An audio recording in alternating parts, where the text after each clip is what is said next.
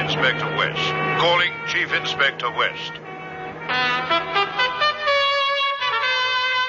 Stand by for West.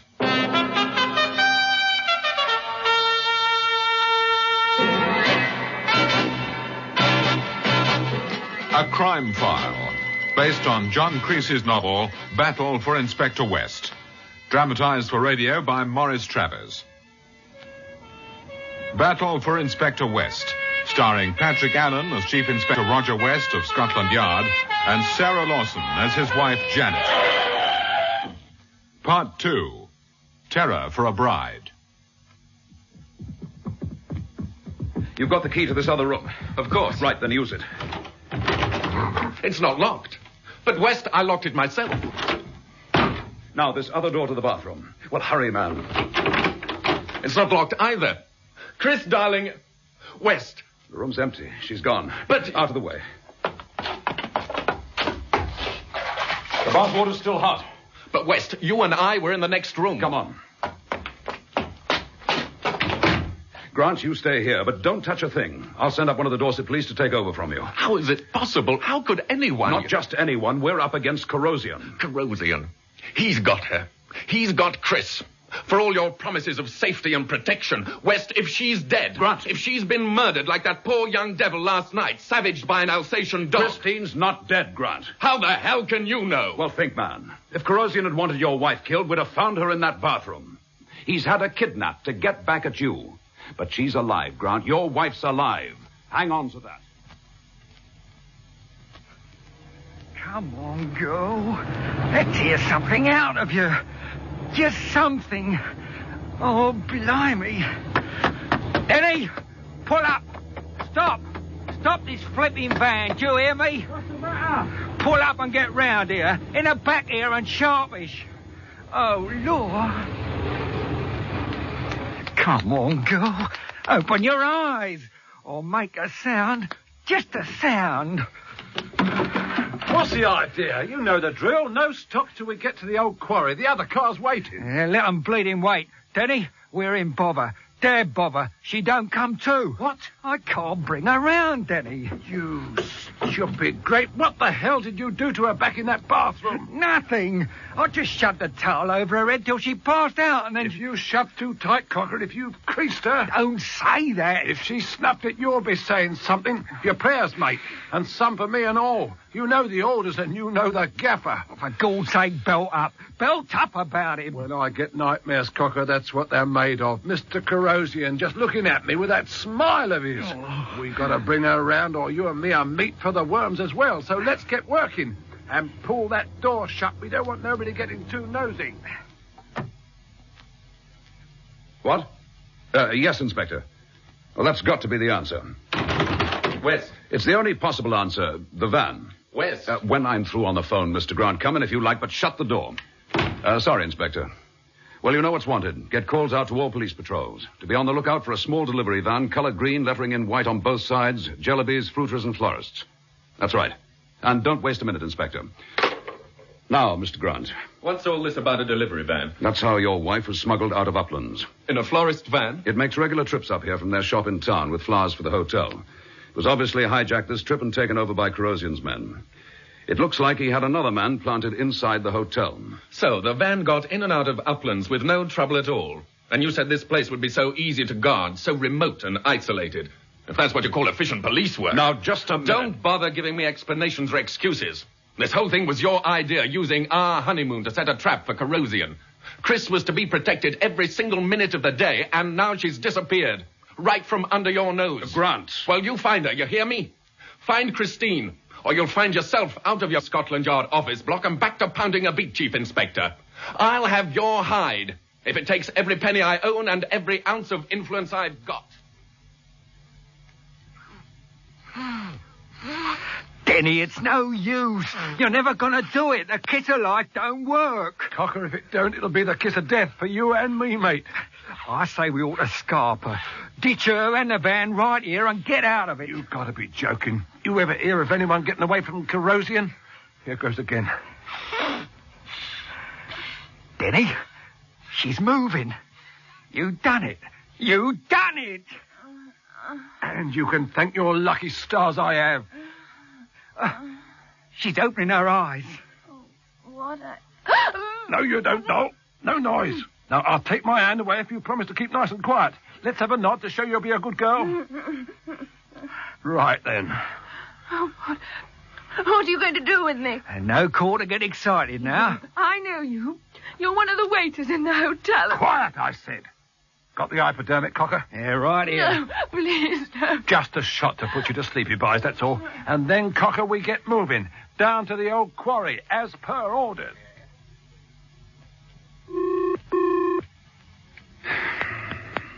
Scotland Yard? West here. Put me through to the AC. I beg your pardon, sir? This is Chief Inspector West calling. I want the Assistant Commissioner, Sir Guy Chatworth. Yes, sir. One moment. Chatworth? West here, sir. Well, anything new to report, Roger? Nothing very good, I'm afraid, sir. Very well. You may consider you've prepared me for the worst. Let's have it. Corrosion's got clear away with Christine Grudd. No trace of that delivery van. Yes, the van was found abandoned at a disused quarry. They switched to another vehicle. The real driver was found there, too, quite all right, apart from a bit of shock. Did you get any description of the men who hijacked his van? I hardly saw them.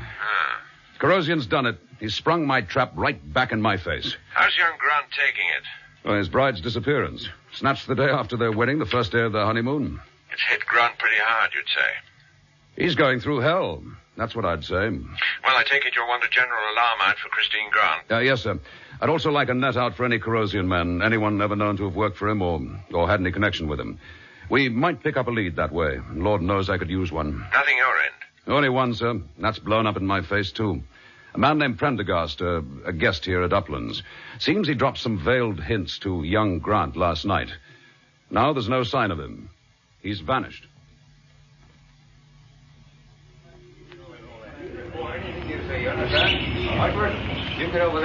Keep at it, you chaps. I want every inch of the shrubbery gone over, understand? On your Inspector. West, what's all this? Oh, it's you, Grant. Sergeant, keep your men well spread out. I spotted you from my window. What goes on? Oh, self-evident, isn't it? I thought you'd already searched the hotel grounds. We're searching them again. For what? What do you hope to find? If we find it, I'll tell you. Wait a minute. I didn't realize at first. Everything looked so different in the daylight, but...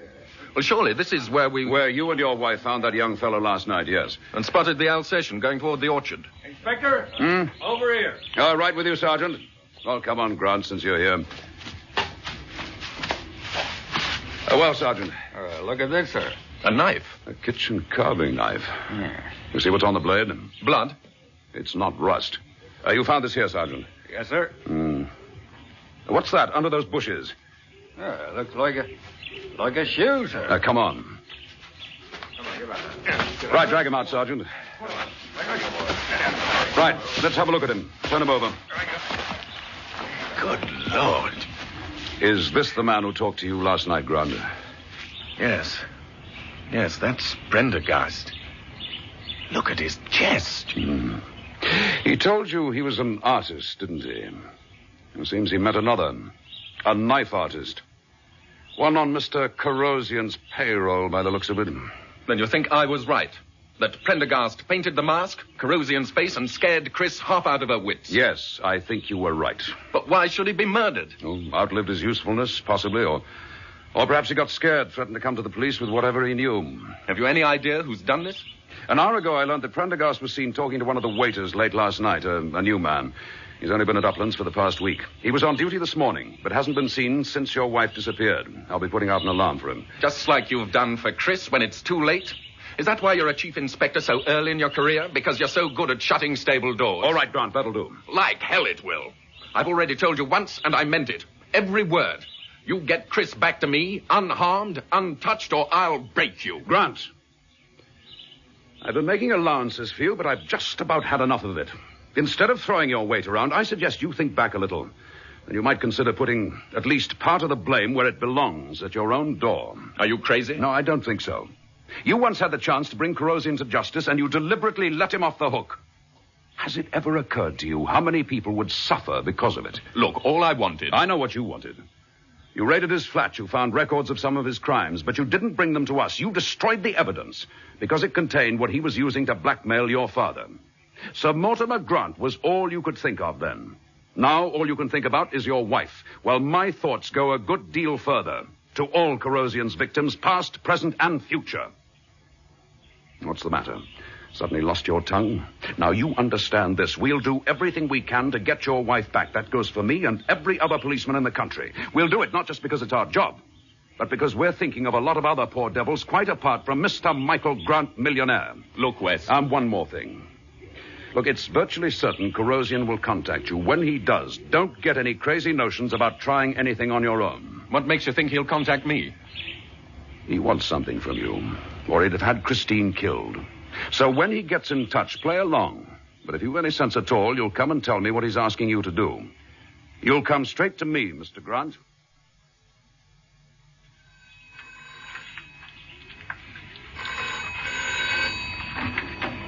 Yes, all right. Chelsea 1492. Well, now, that's a pretty sexy way to give out a phone number. Roger. And at this early hour of the day, too. Oh, it's good to hear you, darling. I was rather expecting you to phone last night. I couldn't, Jan. I wasn't through until late. You'd have been fast asleep. I'm still not through. Have you seen the paper this morning? Not yet. Why? What is it, trouble? Mm-hmm. Bad? Oh, it couldn't be much worse. I'm not earning the compliments of the press at the moment. Darling, What's gone wrong up there? What's in the morning paper? The headlines. A second murder at Uplands. And the disappearance of Mrs. Michael Grant. No. Corrosion's got her, Jan. Whisked her off, right under my nose. His neatest conjuring trick yet. Oh, blast him. If I could get my hands on him just once... Now, Roger, stop it. Yes, all right. Now, listen to me, darling. Whatever you do, you mustn't turn this into a private war. It's that already. He slipped through my fingers so often Well, now. perhaps that's why. Just because getting him has always meant so much to you. Jan, this is no ordinary villain. Corrosion's big time. He's vicious and deadly dangerous. Even when he was out of England, his organization was still operating. So you need all your wits about you, Roger. And I'm not only thinking of you, I'm thinking of that poor girl, too. And I remember how happy she looked coming out of that church. Makes me turn quite cold to think of it.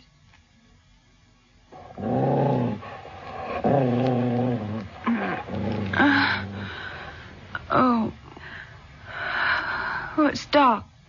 So dark. Where? Does the dog frighten you, Mrs. Grant? Who's that? Who's there? I have been waiting for you to wake up. Who are you? I can't see anything. It's so dark in here.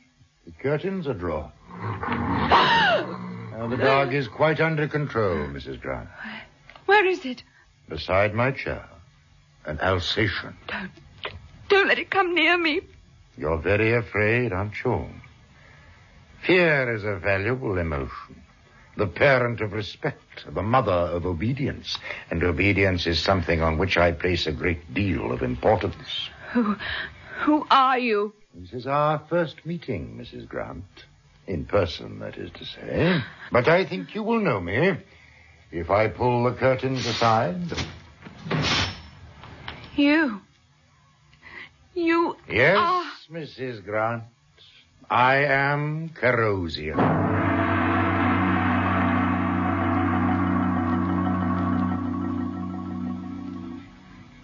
So, all the Corrosion men have gone to ground, have they, sir? It would appear so, Roger. We've given all their usual haunts a going over. Pubs, clubs, restaurants, nothing doing. Well, we're not having much luck, are we, sir? At the moment, no. Can't find that waiter for Prendergast's murder, and as for Christine Grant, not a clue. Corrosion's winning all the way along the line. He's beaten me hollow. A word of advice, Roger. I'll get him if it's the last thing I I'm do. speaking to you, Chief Inspector. Sorry, sir. Don't make this a personal vendetta, Roger. That's exactly what Janet said, sir. Did she? I've always had a high opinion of that wife of yours. She's perfectly right. It'd be an error to make this a personal issue. Clouds the judgment. You'll need all of that before this business is over. Let me remind you of what you said yourself. There's more behind all this than Corrosion's desire for revenge on young Grant. I'm more sure of that than ever, though I still haven't the foggiest idea what it is. Oh, incidentally, sir, I'd like to have some information on Arthur Morley's whereabouts. Oh, the girl's father? For what reason, precisely? Well, I haven't got a precise reason. Call it a hunch, if you like. Corrosian just might be making use of him. Oh? Well, Morley's recently out of prison, and Corrosian tried to blackmail Michael Grant about him just before the wedding. Did he? What's more, Arthur Morley was at the church. Janet and I saw him. Outside, keeping well back where Christine couldn't spot him. Well, I suppose that's to his credit. Spectre at the feast and all that. Quite a considerable spectre when you think of it. 13 years for murder. His own wife, the girl's mother. He was damn lucky to get a reprieve at all, if you ask me. Well, his daughter could use some of that luck right now, sir. We know what happens to girls who get into Corrosian's clutches. Quite.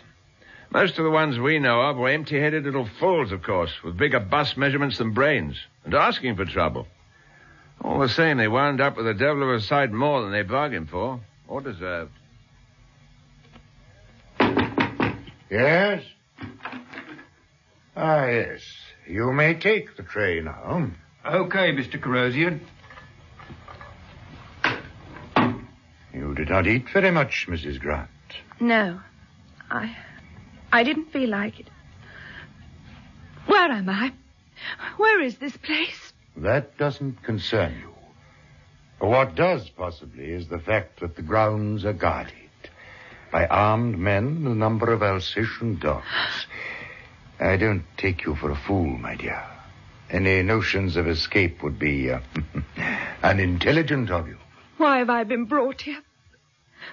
What are you going to do with me? I'm going to ask you to come and sit down. Here, on the settee, beside me. I'm all right where I am. Come here, Mrs. Grant. Have you forgotten what I told you so soon? The stress that I lay on obedience? No, I haven't forgotten. Good. Very good. So sit down. A little closer. I asked you to move a little closer. All right. If you're imagining what I suspect, I can disabuse you. You're a very beautiful young woman, but your attractions don't concern me. That may concern others. Others?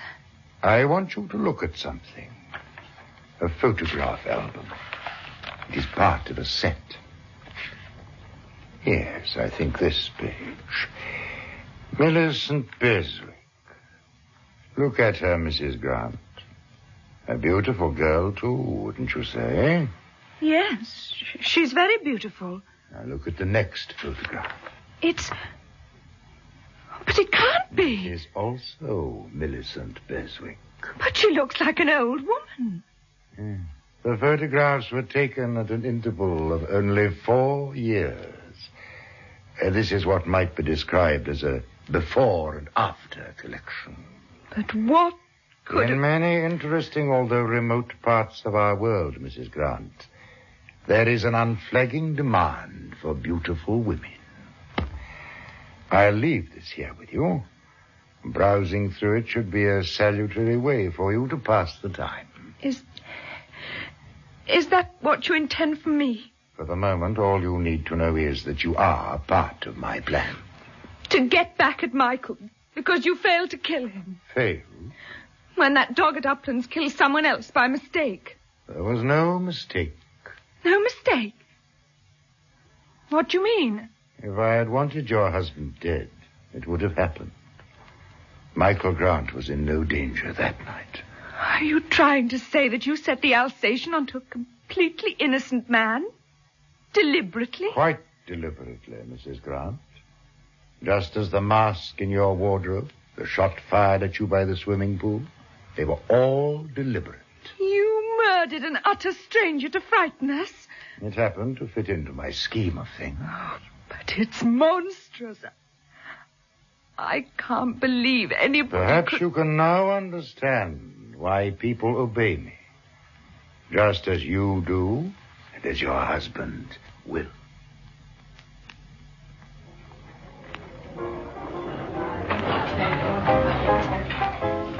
Excuse me, Mr. Grant. Waiter, good. Bring me another whiskey. You're wanted on the telephone, sir. Who is it, did they say? No, sir, just asked for you. Where's the phone? It's the one in the booth, just outside the dining room, sir. Right, thanks.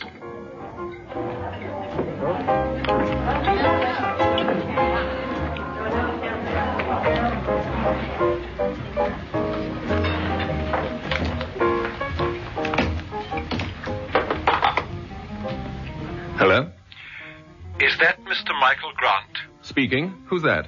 My name doesn't matter at the moment. I'm calling about your wife. Chris. You'll be glad to know she's safe. What do you mean by safe? Exactly what I say, Mr. Grant. She's quite unharmed. And she'll remain that way as long as you do precisely what you're told.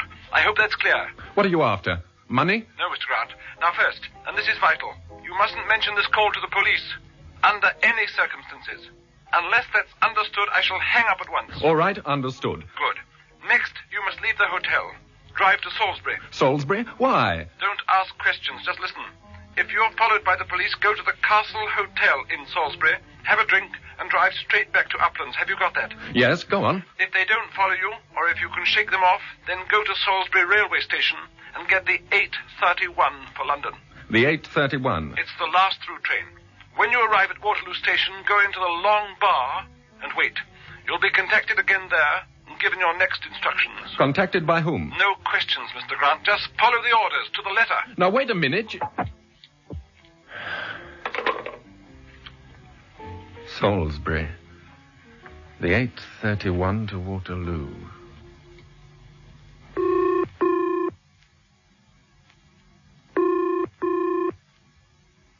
She must be home.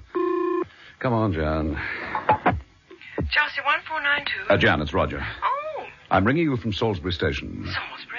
What on earth are No, you doing? don't interrupt. Just listen. I was tailing young Grant, but he must have known it, and he's managed to lose me. I'm listening. Well, by a piece of sheer luck, I spotted his car outside the station here, and the booking clerk remembers him buying a ticket to Waterloo. But the train's gone 10 minutes ago. So you've only just missed him? It gets into Waterloo at 10:26. I want you to be there, Jan. Me? And that's what I said. You'll know him. You saw him at the church, but he won't know you. But, why me? Well, he's obviously trying to dodge the police. I have to play this one pretty close to my chest. Now, I don't want anyone around who could even be remotely mistaken for a copper, male or female. So, get to Waterloo, watch what he does where he goes. I'll make it there as fast as I can. I'll drive like the clappers. Yes, all right. But be careful. Don't worry. With any luck, I shouldn't be too far behind the train, and don't worry about looking for me at Waterloo. I'll find you. All right, darling. Oh, just one more thing. I'll be calling the yard. I want Chatworth to send 2 patrol cars to wait outside Waterloo in Station Approach Road. Now, if Grant leaves the station, go to the patrol boys, tell them to tail him. If not, you keep watch yourself till I get there, all right? Yes, of course. Good girl. Okay, then, till we meet at Waterloo. Oh, and, Lady Wellington, you ought to wear your boots. Bye for now.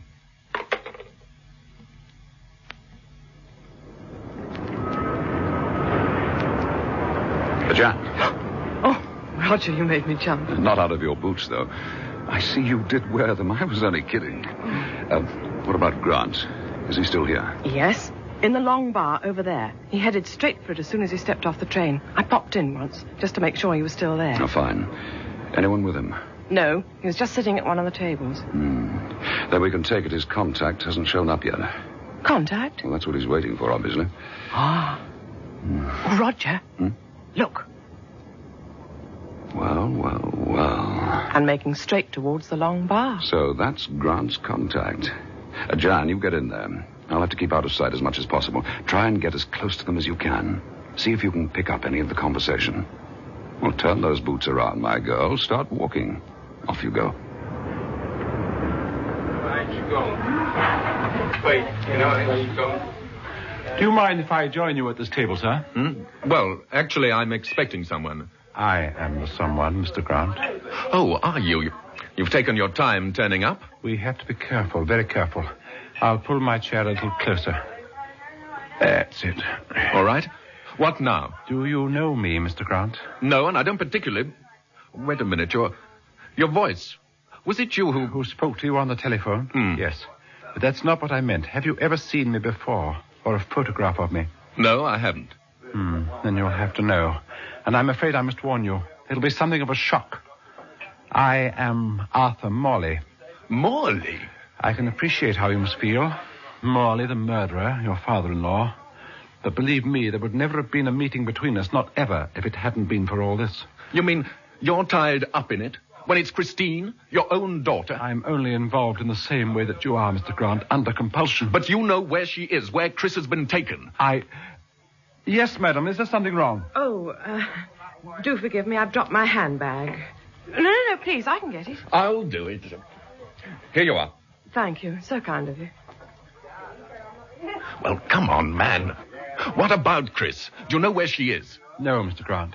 I was only ordered to phone you to meet you here with the next part of your instructions and warned that we'd be watched. That if I stepped out of line, Christine would suffer for it. Corrosium, the filthy... Mr. Grant, we daren't go against him. That man I used to hear talk now and then while I was in prison.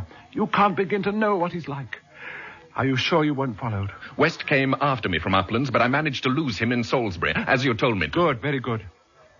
So, now let's have my instructions. You must go down to the underground to take the tube to Victoria and... What is it now, madam? Your handbag again? No, it's my lipstick, I'm afraid. Oh, dear, I'm so sorry. It fell somewhere. Oh, yes, there it is.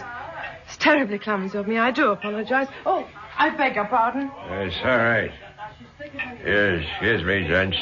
You spare an old fella a couple of bob? Some other time. Clear off, will you? What about your friend, then? What about you, Mr. Morley? What? Oh, yes, certainly. Here you are. Jack, have you gentlemen. Let me shake you by the hand. That's the ticket. Sir, very much. What the devil? Morley, how did he know your name? One of Corrosion's watchdogs, Mr. Grant. I told you we'd be under observation. What have you got there? A scrap of paper. A note he slipped into my hand. Well, what's it say? It says that you didn't follow orders, Mr. Grant. What? You didn't lose Inspector West in Salisbury. He's here, right here on Waterloo Station. Here? Do you realize exactly what that means, what you've done? You've disobeyed Corrosion. And you've signed my daughter's death warrant.